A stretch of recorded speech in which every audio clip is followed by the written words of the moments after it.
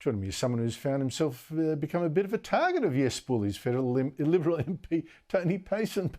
Tony, thank you for your time. You've had your office allegedly trashed by a yes campaigner, as I showed, and yesterday you were among the no supporters who got abused as they walked into Adelaide's convention centre. I don't know, you seem to attract trouble a little bit. What did you hear and see there? Well, it must be me, Andrew, but what I saw was some of the most vile, aggressive abuse targeting ordinary citizens going about the exercise of their civic rights. It shocked me, and I've got to say, Andrew, it takes a bit. As a bloke from the country, ex-criminal barrister, I thought I'd seen most things, but I've got to say it really did set me back, and I'm pleased it's been captured for all Australians to see. These are people who preach love, but very clearly practice hate. Well, I think they almost enjoy it, to be honest. I think I saw some of those protesters almost with smiles on their face. It's an excuse to hate. A lot of people love having a licence to bully. I mean, it just appeals to the power freak in them. But, Tony, let's be fair. Are these just two isolated incidents, the one in your office and the abuse there, or have you witnessed more?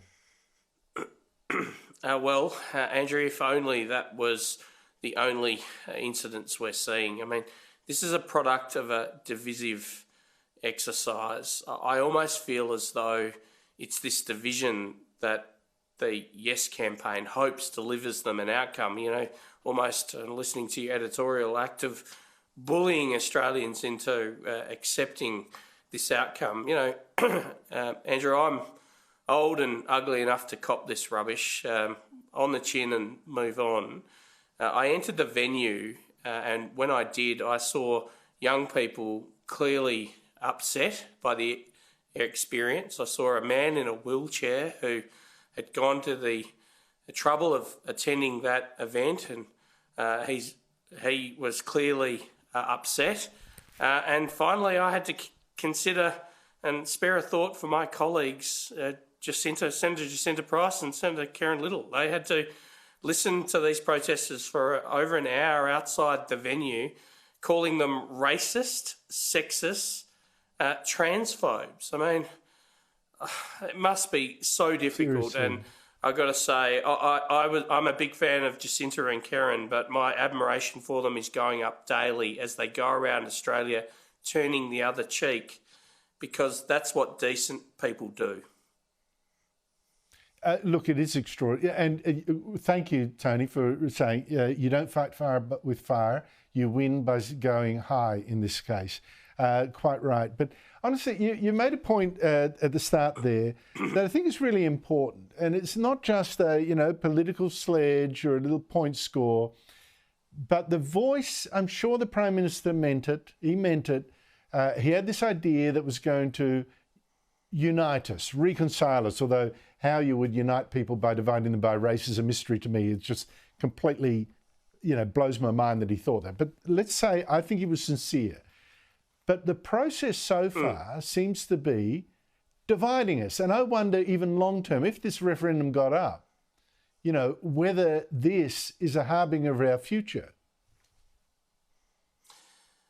Well, Andrew, I think for some months now, the Prime Minister must have been cognizant of the fact that this process was dividing Australians. The best case scenario, I think even 8 weeks or so ago, would have been a deeply divided Australia. And he's had opportunities to pull Australia out of this process.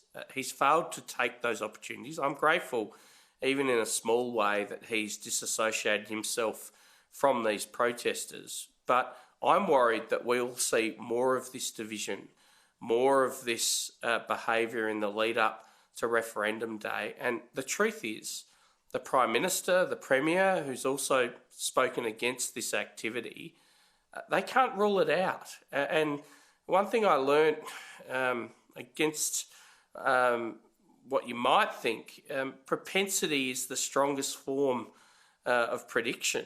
The reality here is we've seen a number of occasions where this kind of behaviour is broken out into unacceptable confrontation, and there's no way that the Prime Minister, the premiers, the campaigners for the yes case otherwise can rule that out because they haven't been able to prevent it from this point. I'm sure they've been very keen to stop people using words like racist ever since it became obviously an issue around commentary from Karma Langdon. But yet we see young people on the streets of Adelaide CBD yesterday chanting it for over an hour to 1,000 brave Australians who, notwithstanding that behaviour, walked into a venue to listen to two very brave senators and one extraordinary man in Warren Mundine.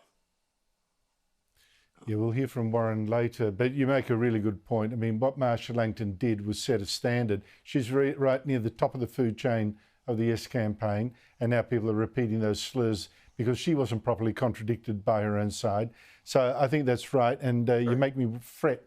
I hope the Australian Federal Police are doing their best to protect Jacinta Price, because I have no doubt she could be the target of some very nasty people. Tony Pasin, thank you so much indeed for your time. Really appreciate it.